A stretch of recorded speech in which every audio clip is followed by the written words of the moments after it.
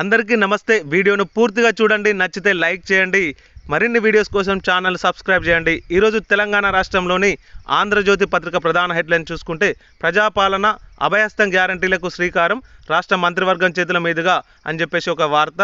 ఇక ముఖ్యంగా మెయిన్ వార్తలను చూసుకుంటే, తెలంగాణను ఆదుకోండి, విభజన హామీలు నెరవేర్చండి, పాలమూరుకు జాతీయ హోదా కల్పించండి, బయ్యారం స్టీల్ ప్లాంట్ ఏర్పాటు చేయండి, పెండింగ్ నిధులను విడుదల చేయండి, రాష్ట్రానికి ఆర్థిక సహకారం అందించండి అని చెప్పేసి ప్రధాని మోదీకి సీఎం రేవంత్ రెడ్డి విజ్ఞప్తి అంటూ ఒక ప్రధానమైన వార్త రావడం జరిగింది.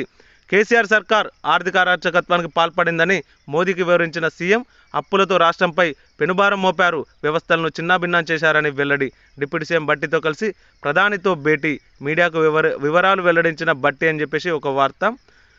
5 గ్యారంటీలకు ఒకే దరఖాస్తు, రేపటి నుంచి రాష్ట్ర వ్యాప్తంగా ప్రజా సదస్సులో స్వీకరణ. సమీక్షలో మాట్లాడుతున్న దుద్దిల శ్రీధర్బాబు, పొన్నం ప్రభాకర్. ప్రజాపాలన గ్యారంటీ దరఖాస్తు పేరుతో నేడు విడుదల చేయనున్న ముఖ్యమంత్రి రేవంత్ రెడ్డి 2 పేజీలు 5 నిమిషాల్లో పూర్తి చేయొచ్చు. రేషన్, ఆధార్ జిరాక్సులు అర్జీకి జత చేయాలి. రేషన్ కార్డు లేని వారు దరఖాస్తు చేసుకోవచ్చు. గత దరఖాస్తులు చెల్లవు, మళ్ళీ చేసుకోవాల్సిందని చెప్పేసి ఈ వార్త. ఈ గ్రేటర్లో దీని యొక్క సమీక్ష నిర్వహించడం జరిగింది మంత్రులు దుద్దిల్ల, పొన్నం ప్రభాకర్ గారు. అంటే గ్రేటర్లో ఎలా ఏర్పాటు చేయాలని వాటిపై ఒక సమీక్ష నిర్వహించడం జరిగింది. ట్రాఫిక్ చలాన్లపై రాయితీలకు జీవో, 60 నుంచి 90% వరకు డిస్కౌంట్లు. అంటే ఇప్పుడు లోక్ అదాలత్ నడుస్తుంది కాబట్టి ఈ లోక్ అదాలత్ నడుస్తున్న ఈ సమయంలో పెండింగ్ చలాన్లను క్లియర్ చేయడానికి ఒక ప్రత్యేక జీవో తీసుకొచ్చి డిస్కౌంట్ ఇవ్వడం జరిగింది. ప్రతి ఒక్కరూ దీన్ని వినియోగించుకోవాలని కోరుకుంటున్నాము. పంజగుట్ట ఇన్స్పెక్టర్పై వేటు, ప్రగతి భవన్ వద్ద ప్రమాదంలో కేసులు ట్విస్టులు. అజ్ఞాతంలోనే మాజీ ఎమ్మెల్యే షకీల్ కొడుకు దుబాయ్కి పారిపోయినట్లు అనుమానాలు. సోషల్ మీడియాలో వైరల్ అవడంతో ఇన్స్పెక్టర్ను వివరణ కోరిన డీసీపీ, వెంటనే సస్పెండ్ చేసిన సిపి శ్రీనివాస్ రెడ్డి.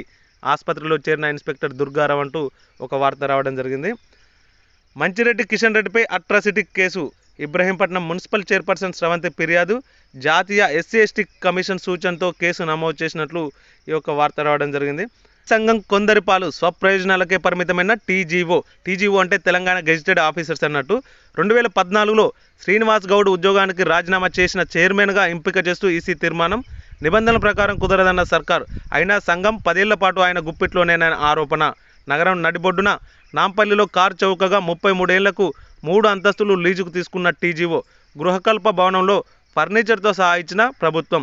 అందులోనే తెలంగాణ ఎడ్యుకేషన్ ట్రస్ట్ రేపు సామూహిక రాజీనామాలు చేస్తామని చెప్పేసి టీజీఓ సెక్రటరీ చెప్పడం జరిగింది. అయితే ఈ టీజీఓ అనేది గత ఉద్యమ సమయంలో చాలా కీలక పాత్ర పోషించింది.